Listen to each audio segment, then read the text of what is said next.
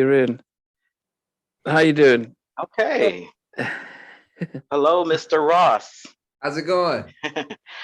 Pretty good. We've got one of the leaders of the new school of R&B out here. We're very excited to have you as a guest today. Oh, thank you, man. I appreciate it. Thank you for having me. I'm Yeah, Omar, and this is the host of Halftime Chat, Nnamdi. That's yeah, yes, good yes. to meet y'all, man.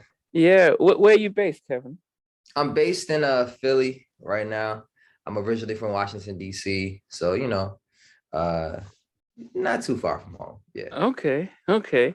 I mean, I think one of the things that we've, I think a lot of, at least a lot of people have been really impressed by when the Can We Talk challenge came up. We started to see people that we hadn't really gone to know. You know, most of us who were born of a certain generation are very much affiliated to our '90s R&B acts and stuff, and so that gave us a chance to start seeing people like yourselves, Avery Wilson, and others, but what we didn't realize is that actually you've been recording music and you have stuff out and stuff. So it would be really good for the audience to get to know you, the person, and then we talk your music and pretty much get an understanding for artists such as yourselves.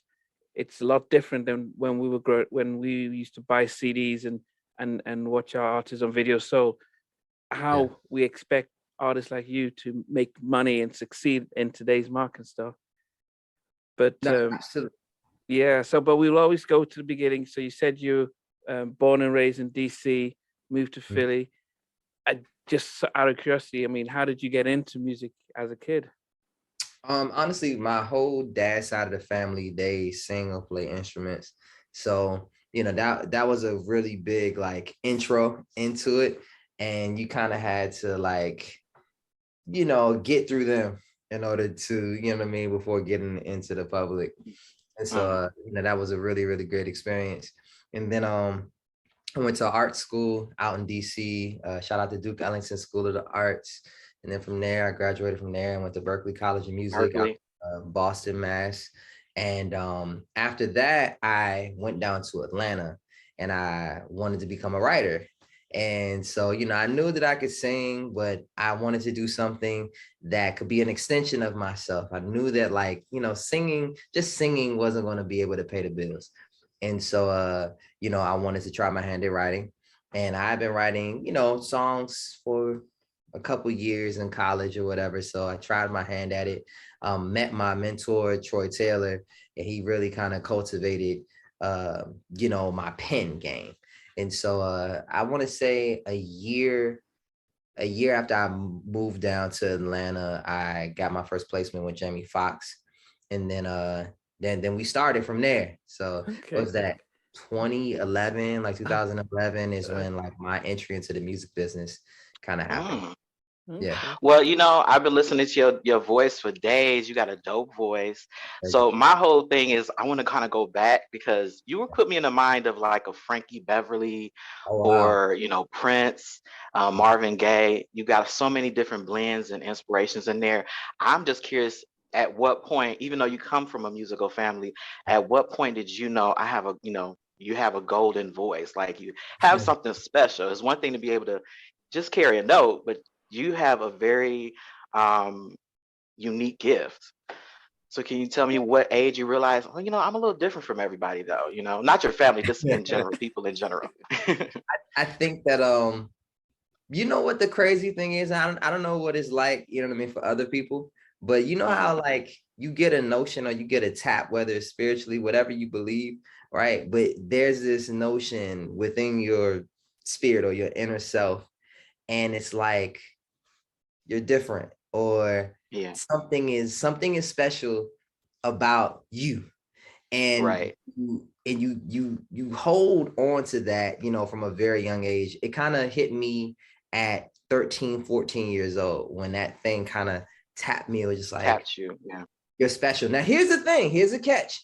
When you get the tap, you're not at the place where you are truly special, and um the world doesn't know that, right? And No, even if you right, have right. the opportunity to be in front of the world, they'll deny you because of the fact that you're not ready, right? Right, but right.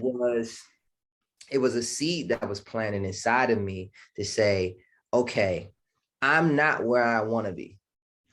My voice is not where I want to be. At 13, 14 years old, very underdeveloped, and just a lot of stuff going on. You know what I'm saying? Like, but it was my willingness and the work ethic. Once that seed was sown, like I was very, very diligent to like take care of it, to like really water it and plant it and Right. grow and allow for it to mature after a while. And that took, I mean, it took years, man. So I appreciate you saying, a golden voice, but truthfully, anything in how people view me, it is nothing but God's doing, because I Right. remember from the Genesis to now, you know what I mean? Like I was not a prodigy in any way. So it wasn't Right, like right. I came out the womb killing.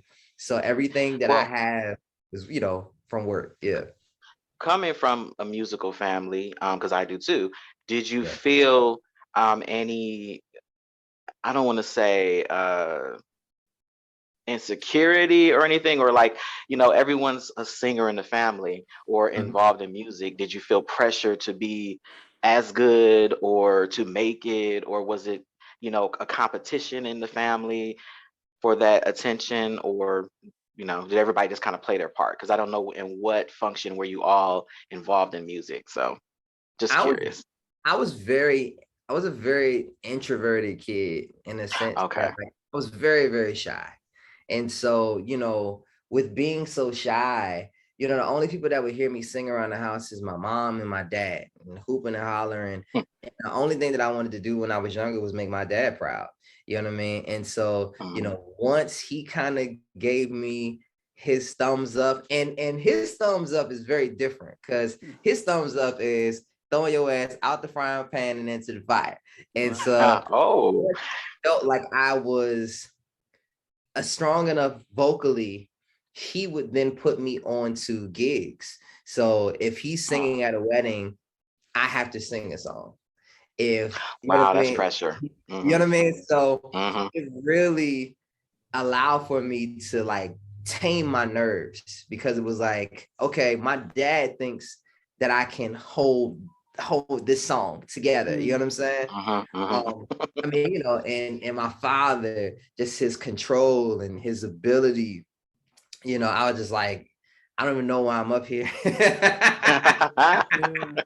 But I think that was the thing where that was his thumbs up. Instead of being like, son, you can sing, he, instead of him saying it, he did it with his actions. And I will Wow, forever that's, love him. Yeah. But yeah. but at that young age though, what is the I mean, I mean, growing up watching Tevin Campbell and watching who else was there that I can remember, but you know, Chinese, Tracy Spencer. There's been a lot of yeah. Brandy. But I'm thinking about Yeah. from the boys' side though. I mean, apart Oh, the from boy side. the boys themselves. I mean, Usher. Yeah. yeah, yeah, Usher, yeah, Return of the Mac. Was it Remember the Mac? I can't remember what it was. But No, that was is it the Mac? But Call Me a Mac. but Yeah. at 13, who are you looking at and thinking, okay, you know, because you won't be looking at a thing of, yeah, I was gonna, I don't know, you're not gonna look at Aaron Hall and think, okay, I can be like that, because at 13, you might be Yeah. looking at someone like your age and thinking, okay, I could be like this. Well, when I was 13, I'm trying to think of who was my age. At 13, this is a couple of years before Chris Brown actually comes out. So Okay. there was a huge gap in between. So everybody, when I was 13, was far older. So we're talking, B2K. we're talking B2K, we're talking Usher, um, Immature, okay. you know what I mean? Like Usher Mhm. Confessions-esque, but not really. Um, Alicia Keys, John Legend, Right. Hmm. that's the realm, Music Soul Child, a little Right. later of Music Soul Child kind of stuff. So, those were the people that I was looking at. So these are grown ass Okay. folks. You know what I'm Yeah. saying? Yeah, yeah, Right, yeah, right, yeah. right, right. but even younger than that, I mean, Tevin Campbell was always kind of like the bar. It was Tevin and Michael Jackson. in a sense that like, even though Can We Talk was years prior to that, it was still a big record. You know what I mean? So, I was still around where like, like you had CD. So like my mom had the CD, she loved the record. So I'm singing along with it. And at that time, because my voice hadn't changed, I can hit all that. You know what I mean? And the goal was just to try to somewhat match Tevin. Right. If I can sound decent enough to like blend in on certain parts, I was like, you know what I'm saying? Yeah, we in there. And then of course, adolescent Michael Jackson is, right. Yeah, he was crazy. He was a beast at a child age. Ethereal, like in the sense where just like I don't think there's any other child singer that had that level of vocal ability.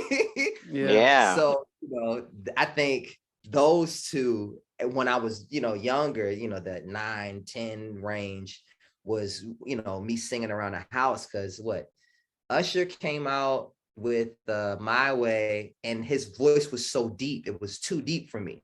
So I couldn't sing anything. I would always have to either like sing it an octave up. So those were the two singers when I was younger that I could, try to match. And then the older I got, then Usher and Chris and all of those guys. But were you contemplating that that's the career that you were going to go to, or was it just enjoying the singing?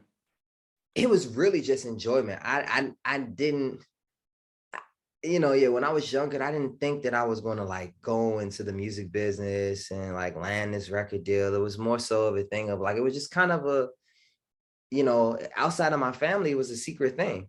You know what I mean? And of course, like the engagements that my dad would take me on, but I didn't know anybody, and nobody from school knew that I sang. So like, even like people will reach out to me, over the past couple of years, and they're just like, yo, I didn't even know you sang. Like, I didn't even know you like, wow. Like what? So a lot of people that I went to school with, grade school, middle school, were very baffled at the fact that it's like, yo, like you're an artist, like you're a singer, so it trips that them is out. very interesting. Like with a voice like yours, you would think you would just be singing all the time, singing to the bus stop, to singing, around the school, I was afraid of judgment. You know what I mean? Okay. You know how it is as kids, like either they gonna like you for what you do, or they gonna ridicule you for what you do if you're not good. And I wasn't secure, in that way, to feel like I could offer my gifts, to my classmates without feeling like they would make fun of me. So that was just a real, thing for me growing up. Thanks again for watching, guys. And before we go, don't forget to hit that like, share, and subscribe button. Yeah, and also remember to turn on the notification so you can know when we have another show. But thanks again. That too.